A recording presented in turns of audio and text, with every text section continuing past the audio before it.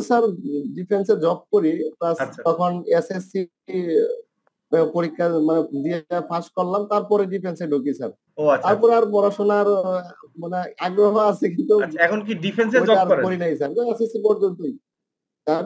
এখন জব করেন কিসে? আমি স্যার বিজিবিতে আছি স্যার, ডিফেন্স। ও আচ্ছা আচ্ছা আচ্ছা, ভেরি গুড, যাক মাশাল্লাহ। তাহলে দেখেন অবসর সময়ের মধ্যে এগুলো যে করে ইনকাম সাকসেস হয়েছেন, এটা তো আরো অনেক ভালো ব্যাপার। গুড। জি এই স্যার, মাথায় আসলো কিভাবে? পার্ট আচ্ছা টাইম স্যার। এটাতে মাথায় আসলো কিভাবে আপনার এই ফ্রিল্যান্সিং শিখবেন?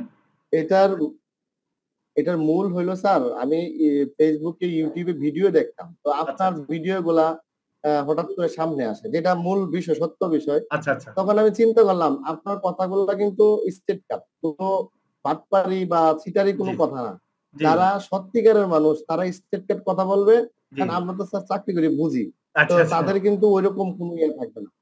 জি স্টেট কাট বলবে যে ভাই আপনি আসেন, না হয়তো যান। তো আচ্ছা আমি আচ্ছা তখন চিন্তা করলাম যার রাগ বেশি, জি যে বুঝাইতে পারে, এবং স্টুডেন্টদের মতামত দেখলাম, জি উনি ঠিক আছে। তখনই কিন্তু আমি যে আপনার সাথে মেসেজে কথা বলি, আস্তে আচ্ছা আস্তে আস্তে আস্তে অগ্রসর হই। জি জি তখন কিন্তু স্যার আসলে মূলত তখন আমার কাছে ওইরকম টাকা ছিল না, যদিও আচ্ছা আচ্ছা চাকরি করি, বিভিন্ন দিকে খরচ হয়ে গেছে।